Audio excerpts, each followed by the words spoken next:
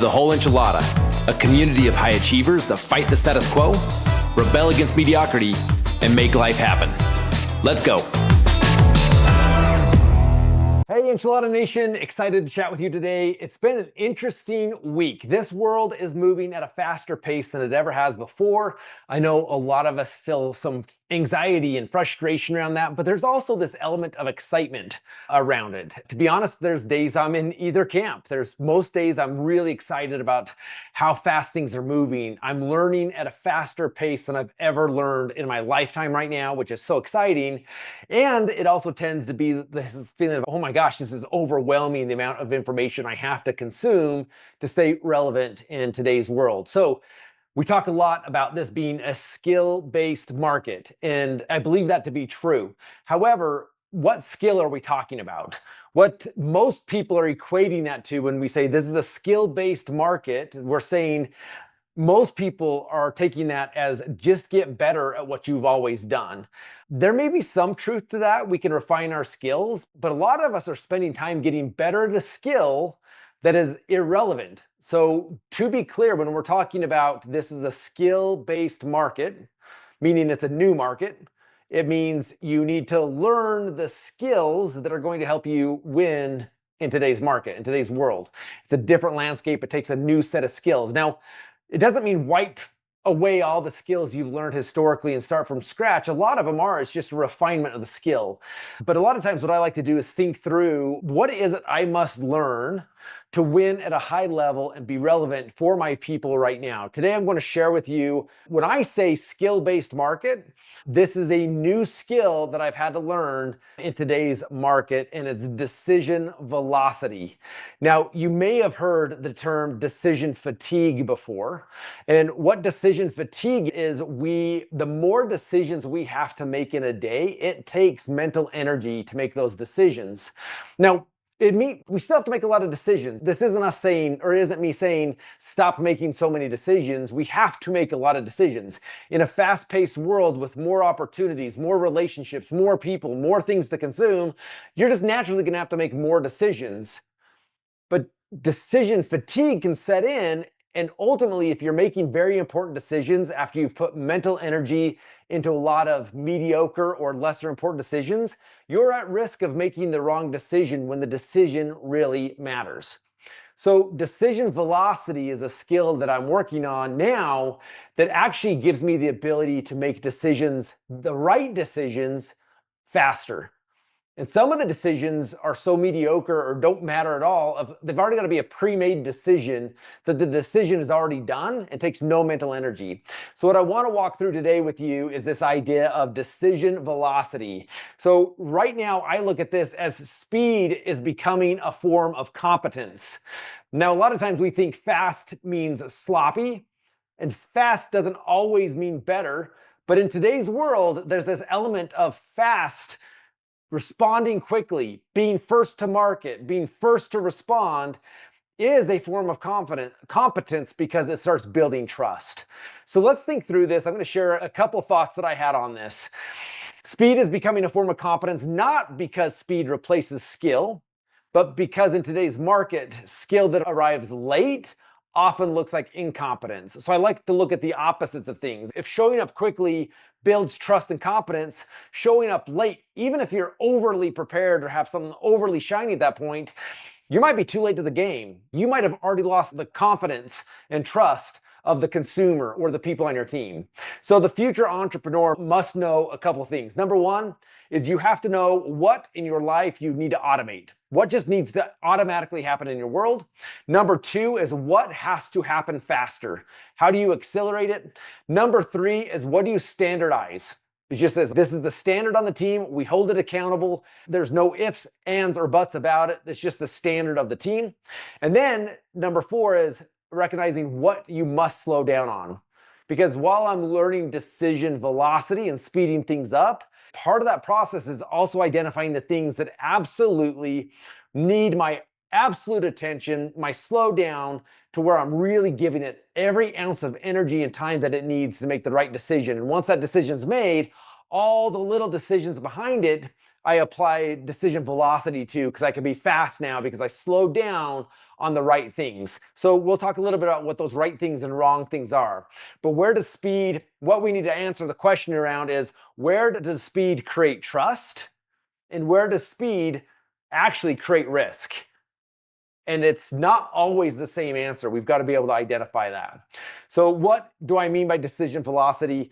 I created a definition around decision velocity, which is this: the ability to consume information, filter it through strategy, and make a better decision faster than the market around me. Now, each piece of this is really important because we are bombarded with more information than ever before, and AI just puts it right at our fingertips where we can know things, not to say it's always right, but it's going to give us an answer, and an answer that sounds good very fast. But we have to get the information, ability to consume the information, and then how do we know if it's relevant? We have to have a filter of our strategy, our goals to run it through. So we consume the information, instantly run it through a filter, and then we have to make better decisions than the market around me. If I can do that faster than my competition, if they slow down too much, and even if they make a 10-ounce better decision than I do, they're going to be too late because I've already consumed the information, ran it against my filter, and was able to make a decision at a faster pace. I'm already down the road with the consumer or down the road with the people on my team. So this is decision velocity. Speed is not just how quickly we respond, it's how quickly we notice a shift, we understand what it means, and then we decide what matters and move resources toward the opportunity. To me, that is the equation to win in the new era, in the new, what I call the AI era. It's not how quickly I just respond, it's how quickly I'm perceiving a shift and a change. How quickly can I consume the information to understand what it means by running it through my filter? How quick can I make the right decision? And then am I uniquely aware of all the resources at my fingertip and I know how to apply it to the right thing? So this is how I kind of look at it. I look at on the edges of my world, I got to be very fast. First to respond, first to diagnose, first to schedule, first to communicate, first to the market. All of these things, I got to be very fast. But for me to have the ability to do that at the very core of who I am, at the core of my business, I've got to be so clear on what is my strategy, what is my standards, what is my how do I hold my world compliant? What is my culture, my economics, my partnerships, my mission, my vision? All of these things have to be so solidified at my core that I don't have to make decisions around those every day. They're part of my identity. They're part of my DNA, which if I'm so overly clear on what those are, then I can really react quickly to anything that comes at me on the outside. Fast at the edges, precise at the core. And I break it down into these 4 buckets: information speed, decision speed, execution speed, and learning speed. And they each kind of have their own buckets. Information speed is we live in a world where I can instantly know so much information so fast. And you're probably experiencing the same thing I am. You go to your favorite LLM, you ask it a question, and literally within seconds, it has an answer to you. The challenge is that it's trained to give you an answer as fast as it can and what you perceive, what you think will be the right answer. It's like a Labrador retriever. All it wants to do is make you happy. If it can make you happy, its tail sits there and wags. So it's not about just getting any information to you as quickly as possible. It's the getting the right information, running it against the filter, and then not taking time to decide. I see so many people, there's a couple of people that I coach and work with, that they're literally spending time and energy today trying to make the same decision that we were talking about 6 months ago, 8 months ago, a year ago, and they haven't made a decision, which not only frustrates me that they haven't made that decision, but how many other decisions really need their time and energy right now that they're not able to give it because they still haven't made the decision that took their time and energy 6 months, 8 months ago, or whatever it is. And then once you make the decision, you have to execute. I've had an opportunity to rub shoulders with a couple gentlemen from the Special Forces. One of the things they've said to me that I love is the only wrong action is inaction. By not moving and sitting in one place too long, you become a static target. You become an easy shot. You're much harder to hit if you're in motion. It's about being in motion and being okay that you're building the plane while you're flying it. And then your learning speed. I don't care if you have a master's degree and whatever. In today's world, if you are not constantly learning, then you do not have all the tools at your fingertips to make decisions. So what are you doing on a daily basis to continue to learn? Each of these things fall into the category of asking yourself, what can be automated, what can be accelerated, what can be standardized, and then what, again, for me to win, where must I slow down because the stakes are too high? So another filter you could run this through is move fast where silence is expensive, but slow down where mistakes are expensive. So here's a couple thoughts around this of how I think about it. This isn't my complete list, but I'm trying to give some examples so that you understand what I'm talking about.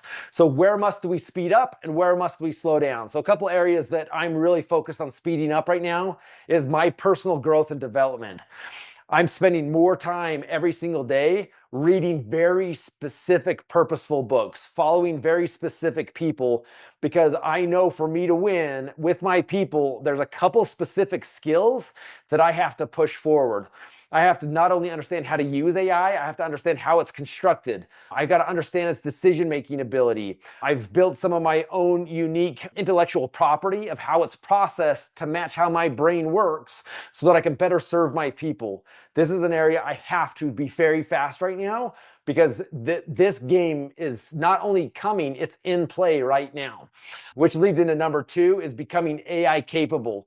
Changing my world in such a way that there's nothing in my world from a tech standpoint, operation standpoint, people standpoint that become the anchor because they refuse to play in the AI world. My technology, everything I have has to be to work within the AI world in which I'm building, which all comes down to what I call my operating system. It's not about which tech tool I'm choosing. It's about what is my operating system and then which tech tools play well within that AI space in my operating system. Number 3 is it doesn't do me any good to know all this information and build it. It's how quickly can I teach and coach my people, my network, to get them thinking the same way so that they can go execute with me. It does me no good as a leader to know all of these things if I don't get my people bought into them because I'm only able to do so much. So where am I slowing down right now? Is I've had to really slow down again and reflect back on my own personal mission vision to say, is that still true to me? Is this still important to me of how I want to show up and the impact I want to have on the world? And are the things that I'm speeding up on still the pathway to accomplish that? Number 2 is I'm slowing down on growing my leadership ability. So I've sped up how quickly I'm learning specific things, but I'm slowing down on leadership impact. And then, which leads into number 3 is nurturing and making sure I'm going slow enough to nurture important relationships. A lot of times when we're moving fast, that is the thing that we neglect, and people take it as you don't care. People take it as the other things are more important. So this has been really important to me while I'm pushing so hard to move fast in certain areas of my life, is making sure that I'm slowing down enough that the people that I love, my family, knows that I love them, I'm here for them. My direct reports within my organizations know it's not just about driving forward no matter the cost, but it's slowing down on those important relationships as well. So as you think through this in your world, number 1 is, as you think about this being a skill-based market, what have you identified the skills you must learn today to win tomorrow? And I would encourage you to put this idea of decision velocity on your list of things that you must learn, because it's something that you can't just show up and do. It's something you have to learn to do. And then start thinking through what are the areas in which you have to speed up versus what are the areas where you need to slow down to make sure you're making the right decision. And then ask yourself the question, where do I need to automate, accelerate, standardize, and slow down? So speed is not the hero. That's not the point I'm making here. It's not just be the fastest no matter what. It's about being responsive. And being responsive is also being responsible. It's showing up quickly in areas that you're prepared to show up quickly at. As I did some studying for this, there's a couple one-liners that I thought were awesome. The first response does not have to be perfect. It has to create confidence. Speed builds trust when people are uncertain. Slowness creates doubt when people are waiting. AI does not replace judgment. It gives judgment a faster starting point. The entrepreneur of the future will not win because it knows more. It will win because it learns, decides, and adapts faster. Slow down where the decision is expensive and speed up where the silence is expensive. Ultimately, the final question is this: where are we currently using human talent to compensate for broken systems? Which is a great question. We can't just throw human talent, including our own, at broken systems. So what needs to become system fast and what still needs to be human deep? It's not, even though we live in an AI era, it doesn't mean that systems, tools, technology take over everything. In an AI era, it's my belief that the systems, tools, automation, information processing is a blessing that we can do this faster. But the point of it is to allow you to be more human, connect more deeply with your people, both in your personal world and your business world. Decision velocity. Go live life on your terms.